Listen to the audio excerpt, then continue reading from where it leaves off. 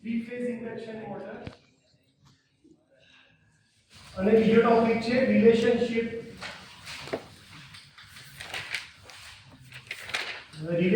between P2 PCU and P. બે topic છે simple નાના શાંતિથી ખાલી ભણીને સમજવા ટ્રાય કરો. નોટેશન હું અહીંયા પહેલા લખી દઉં છું કે P1 કોને કહેવાય. તો તમે જે પાવર ઇનપુટ આપો છો, પાવર ઇનપુટ કોને આપવાનું હોય? સ્ટેટર ને કે રોટર ને? સ્ટેટર. એને આપણે કહીએ છીએ P1. P2 એટલે કે પાવર ઇનપુટ ટુ કોણ આવશે? ટુ એટલે રોટર. રોટર ની અંદર જે લોસીસ થાય એને કહેવાય copper loss in rotor. PM એટલે કે mechanical power develop. Mechanical power.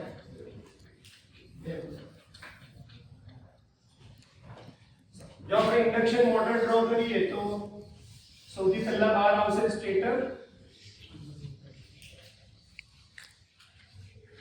અને એમાં આપણે કયો સપ્લાય આપીશું? થ્રી ફેઝ સપ્લાય આપીશું સ્ટેટરની થ્રી ફેઝ વાઇન્ડિંગ ને. એટલે એમાં રોટેટિંગ મેગ્નેટિક ફીલ્ડ ડેવલપ થશે અને સ્ટેટરની અંદર લોસીસ થશે. એટલે કે જો ફ્લો ડાયાગ્રામ આપણે ડ્રો કરીએ તો સૌથી પહેલા આવશે P1. P1 એટલે શું થયું? પાવર તમે આપ્યો. એ પાવર કોને આપ્યો? સ્ટેટર. સ્ટેટરની અંદર બે ટાઈપના લોસ થશે. એક આવશે આયર્ન લોસ અને એક આવશે કોપર લોસ. કયા લોસીસ થશે? આયર્ન લોસ અને કોપર લોસ. ટ્રાન્સફોર્મર ભણ્યા, ડીસી જનરેટર ભણ્યા, કોઈ મને કહેશે કે આયર્ન લોસ ના કેટલા ટાઈપ આવે?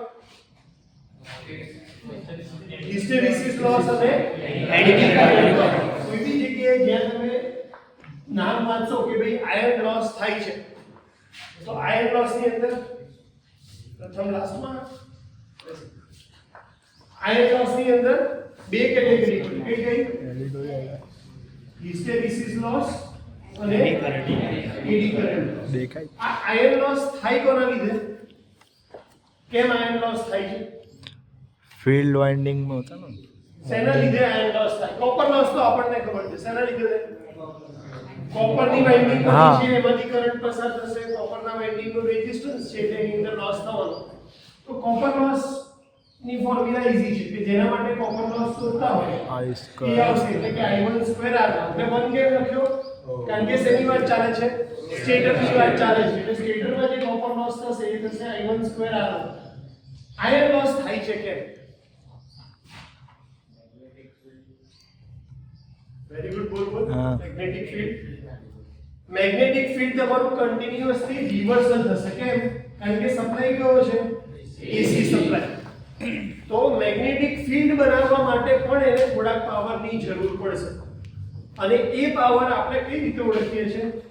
Iron loss. આયર્ન લોસના બે ટાઈપ આવે છે, હિસ્ટેરેસિસ લોસ અને એડી કરંટ લોસ. અને આ બંને શેના લીધે થશે? જો મેગ્નેટિક ફ્લક્સ હશે તો, અને બીજું શું હશે તો? ફ્રીક્વન્સી હશે તો. જો ફ્રીક્વન્સી નથી તો એડી કરંટ લોસ અને હિસ્ટેરેસિસ લોસ થવાના નથી. તમને જો યાદ હોય તો આપણે ડીસી જનરેટર અને ડીસી મોટર જ્યારે ભણતા હતા તો આપણે આર્મેચરમાં હિસ્ટેરેસિસ અને આયર્ન લોસ ભણતા. સ્ટેડી પાર્ટમાં નતા ભણતા કારણ કે ત્યાં તો ડીસી સપ્લાય આવે છે. આર્મેચરમાં જે સપ્લાય પ્રોડ્યુસ થતો હતો એ કેવો હતો? એસી. એટલે એની ફ્રીક્વન્સી હોય અને એટલા માટે તમે એમાં આયર્ન લોસ અને હિસ્ટેરેસિસ લોસ અને એડી કરંટ લોસ ભણતા. અહીંયા પણ સેમ તમે જેવો સપ્લાય આપો છો તો રોટેટિંગ મેગ્નેટિક ફીલ્ડ પ્રોડ્યુસ કરવા માટે તમારો જે પાવર જશે એને આપણે શું કહીએ છીએ? Iron loss. કેટલા ટાઈપ છે એના? બે. હિસ્ટેરેસિસ કરંટ અને એડી કરંટ. અને આ બંને કોના ઉપર ડિપેન્ડ કરે છે? ફ્લક્સ અને ફ્રીક્વન્સી ઉપર. ફોર્મ્યુલા તમને યાદ હોય તો Bm eta F આવું આપણે લખતા હતા pH અને Pe માટે. તો બંને લોસીસ એટલે કે આયર્ન લોસીસ ટોટલી ડિપેન્ડ કરે છે ફ્રીક્વન્સી ઉપર અને રોટેટિંગ ફ્લક્સ ઉપર ડિપેન્ડ કરે. આની વેલ્યુ કેવી છે? ફ્લક્સની વેલ્યુ રોટેટિંગ મેગ્નેટિક ફિલ્ડની વેલ્યુ કેટલી આવે? કોઈ એવું પૂછે કે ઇન્ડક્શન મોટરમાં રોટેટિંગ મેગ્નેટિક ફિલ્ડની વેલ્યુ કેટલી આવે? મેં તમને 1500 સ્પીડની નહીં, રોટેટિંગ મેગ્નેટિક ફિલ્ડની વેલ્યુ, સ્પીડ નથી પૂછતી. આપણે 2 ફેઝ અને 3 ફેઝ બેનું ડેરિવેશન કર્યું. 2 ફેઝમાં આપણે જોયું કે ભાઈ ફ્લક્સની વેલ્યુ કેટલી હતી? Im. અને 3 ફેઝમાં કેટલી હતી? 3/5m. એટલે કે 1.5 ટાઈમ્સ Im. અને આ વેલ્યુ થ્રુ આઉટ કેવી રહેતી હતી? કોન્સ્ટન્ટ. તો તમારો ફ્લક્સ પણ કોન્સ્ટન્ટ છે અને તમે જે સપ્લાય આપો છો એમાં ફ્રીક્વન્સી પણ કેવી છે? કોન્સ્ટન્ટ. અને એટલા માટે તમારા આયર્ન લોસ કેવા થશે? કોન્સ્ટન્ટ થશે. 3 ફેઝ ઇન્ડક્શન મોટરમાં તમારા આયર્ન લોસ હંમેશા કેવા હોય? કોન્સ્ટન્ટ. કેમ? કારણ કે તમારો ફ્લક્સ કોન્સ્ટન્ટ છે અને તમારી ફ્રીક્વન્સી કોન્સ્ટન્ટ છે. કોપર લોસ કેવા હશે? વેરિએબલ. કેમ વેરિએબલ હશે? કારણ કે એક કોના ઉપર ડિપેન્ડ કરે છે? કરંટ. અને કરંટ શેના ઉપર ડિપેન્ડ કરે છે? લોડ ઉપર. જો મોટર પર લોડ મૂક્યો હશે તો એ વધારે કરંટ લેશે, લોડ નહીં હોય તો કરંટ કેવો લે છે? ઓછો. તો depending upon different loading condition current અલગ અલગ હોય અને એટલા માટે તમારો કોપર લોસ પણ કેવો હશે? અલગ અલગ હશે. એટલે જેવો તમે સપ્લાય આપ્યો, સૌથી પહેલા લોસ કયા થશે સ્ટેટરમાં?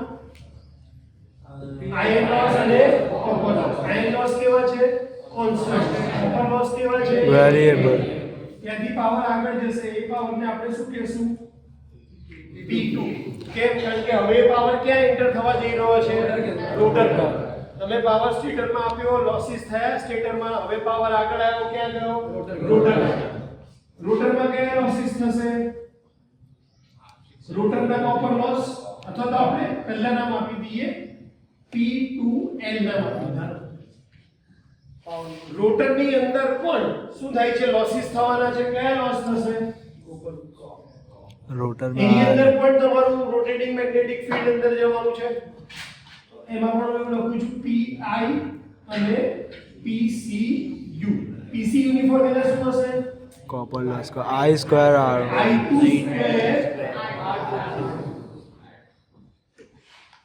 I2 square R2. Iron loss again એને બે પાર્ટ પડશે. કયા કયા? એડી કરંટ અને હિસ્ટેરેસિસ. પણ જો તમે અત્યાર સુધી લેક્ચર ધ્યાનથી ભર્યા હોય તો તમને ખબર હશે કે સ્ટેટરની ફ્રીક્વન્સી કેટલી છે? કોના જેટલી હશે? સપ્લાય ફ્રીક્વન્સી જેટલી. પણ રોટરની ફ્રીક્વન્સી કેટલી હતી?